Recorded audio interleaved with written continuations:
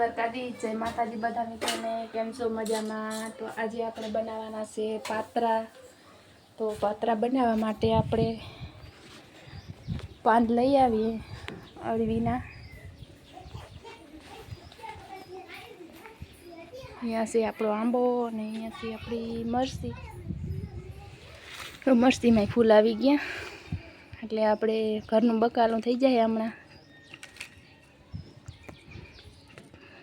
મરચાં પણ ઘરે થઈ ગયો. એક અહીંયા વાવેલી છે ઝીંકી છે હજી. અને અહીંયા છે આપણા અળવીના પાન. તો આપણે પાન લઈ લઈએ.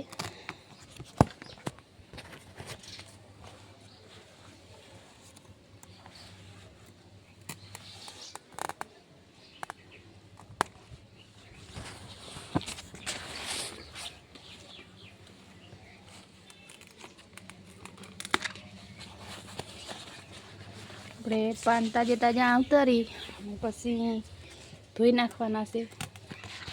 બહુ જ ધૂળવાળા છે.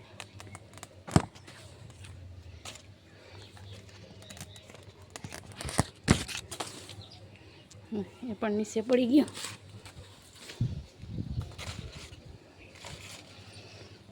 તો આપણા પાન તોડાઈ ગયા છે અને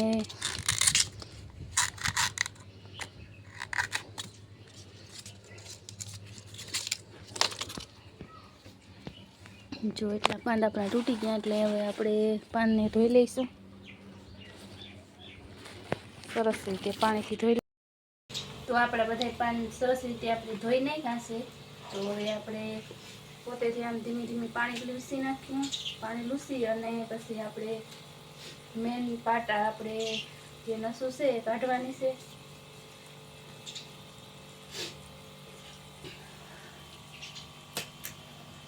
અને આપણે આ નસું કાઢવા માટે આપણે ધારદાર સરી લેવી જોઈએ. ધારવાળી સરી હોય તો આપણે સહેલું પડે.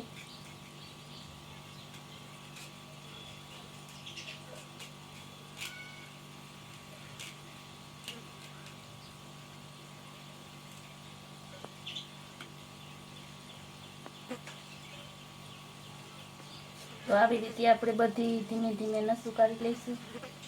તો આપણા પાત્રા સરસ બને. તો આપણે હવે મસાલો બનાવી લેવાનો છે. આપણા પાનની બધી નસું કાઢી લીધી એટલે આપણે હવે શેણાનો લોટ લઈ લીધો અને એમાં મસાલો કરી લઈશું. તો એમાં આપણે નાખીએ હળદર, ધાણા જીરું મસાલો,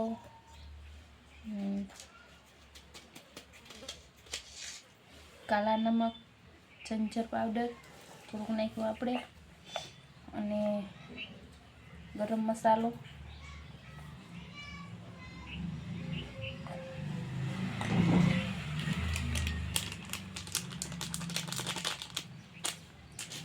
સ્વાદ પ્રમાણે આપણે મીઠું નાખી દઈશું.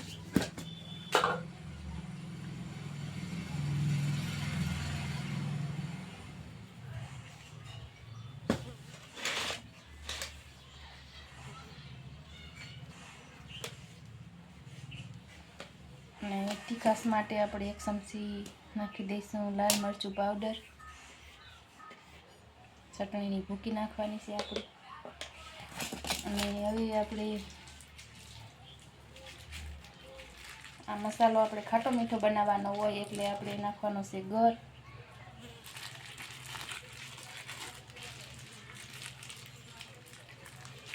તો આપણે મીડિયમ મીઠા રાખશું આપણા પાત્રા એટલે આપણે થોડો ગર નાખી દેવાનો છે. અને આ છે આપણે ખાટી આંબલીનું પાણી. તો ખાટી આંબલીનું પાણી આપણે નાખતું જવાનું અને મિક્સ કરતું જવાનું છે. આપણે લોટ બહુ જાડો નથી બાંધવાનો.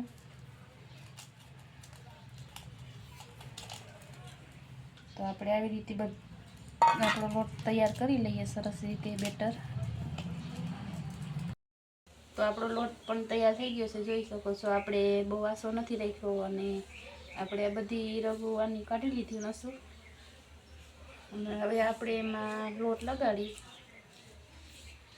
અને આપણે પાત્રા બનાવવાની શરૂઆત કરી દઈએ.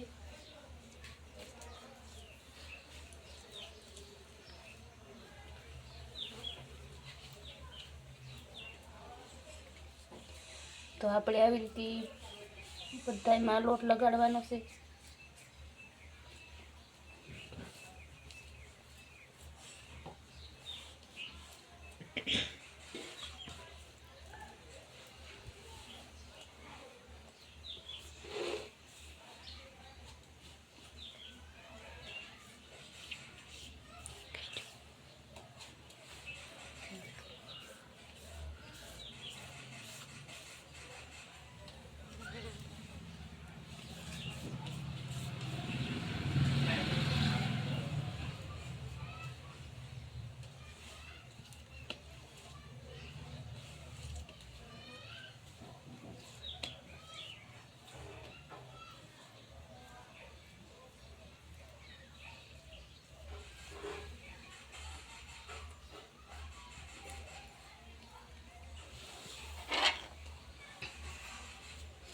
તો આપણે બધામાં સરખી રીતે લોટ લગાવી દીધો છે. તો હવે આપણે ઉપર બીજું પાંદ રાખવાનું છે અને બીજું પાંદ આપણે આ પાંદ આવી રીતે રાખ્યું એટલે બીજું પાંદ આપણે આ ફેરવી નાખવાનું છે. બીજા પાનને આપણે આ રીતે રાખશું અને એમાં પણ આપણે લોટ લગાવી અને પછી રોલ વારી લઈશું આપણે. તો આપણે બે પાનમાં લોટ લગાવી દીધો આસો અને આપણે આ પાંદ હતા એને આવી રીતે આપણે વારી લીધા અને હવે આપણે સાઈડ વારી લઈશું. તો આપણે સાઈડને સરસ રીતે વારવાની છે.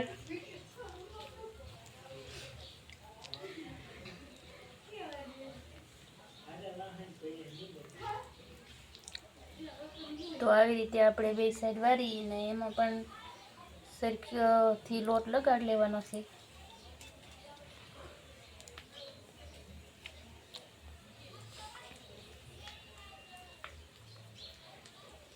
ને આ સાઈડ આપણે સરખી પેક કરવાની છે, ખુલે નહીં, નકર આપણે પાણીનો વરાળ અંદર વહી જાય એટલે આપણા પાતરા સારા ન બને. અને હવે સરસ રીતે આપણે રોલ વારી લઈએ અને રોલ આપણે ટાઈટ વારવાનો છે ધીમે ધીમે.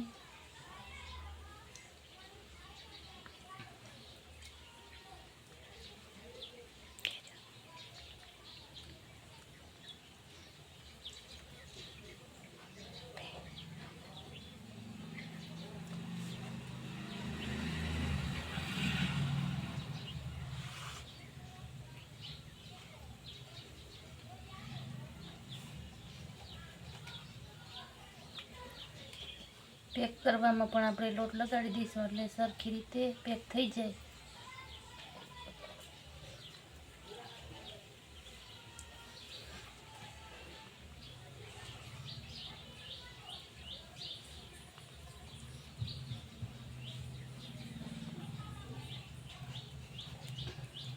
તો આવી રીતે બધાય પાત્રા આપણે બનાવીને તૈયાર કરી લઈશું. આપણા પાત્રા બનીને તૈયાર થઈ ગયા છે, જોઈ શકો છો. તો આપણે મૂક્યા છે બાફવા. તો પાણી પણ ગરમ થઈ ગયું અને હવે આપણે ઢાંકી અને 20-25 મિનિટ સુધી બફાવા દઈશું. સરસ રીતે બફાઈ જાય ત્યાર પછી આપણે વઘાર કરવાનો છે. તો જોઈ શકો છો મિત્રો, આપણા પાત્રા સરસ રીતે બફાઈ ગયા છે અને આપણે એટલા કટિંગ કરી લીધા. તો બફાઈ ગયા ત્યારે આપણે વિડીયો બનાવતા ભૂલાઈ ગયું અને એટલા કટિંગ થઈ ગયા ત્યાર પછી યાદ આવ્યું તો આપણે વિડીયો ચાલુ કર્યો. તો આપણે એટલા પાત્રા કટિંગ કરી લીધા અને થોડાક રહ્યા તો આપણે એ પણ કટિંગ કરી લઈએ અને પછી આપણે પાત્રાને વઘાર કરવાનો છે.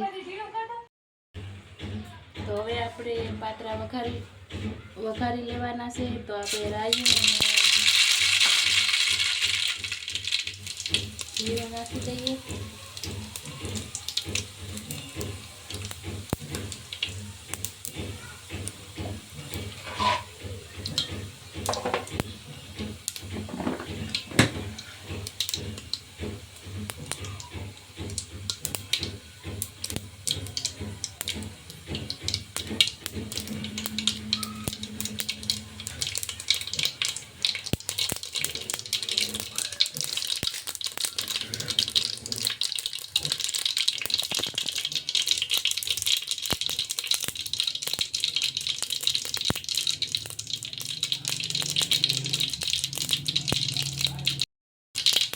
નાખવાના છે આપણે સફેદ તલ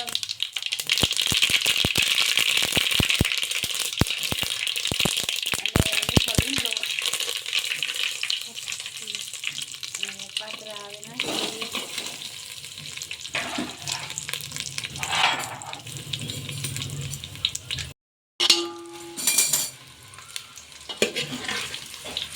તો આપણે ધીમે ધીમે હલાવતું જવાનું છે અને આપણે થોડીક વાર આપણે તેલમાં ફેરવવાના છે એટલે સરસ રીતે આપણે પાતરા બનીને તૈયાર થઈ જાય.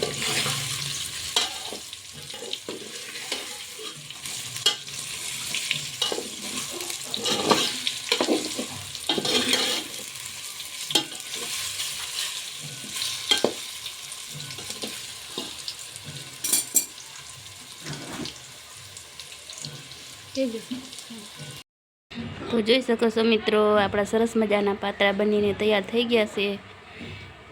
તો રેસીપી ગમી હોય તો લાઈક, શેર અને સબસ્ક્રાઈબ જરૂર કરી દેજો. તો ફરી મળીશું આપણે નવા બ્લોગ સાથે. ત્યાં સુધી બધા મિત્રોને જય દ્વારકાધીશ, જય માતાજી.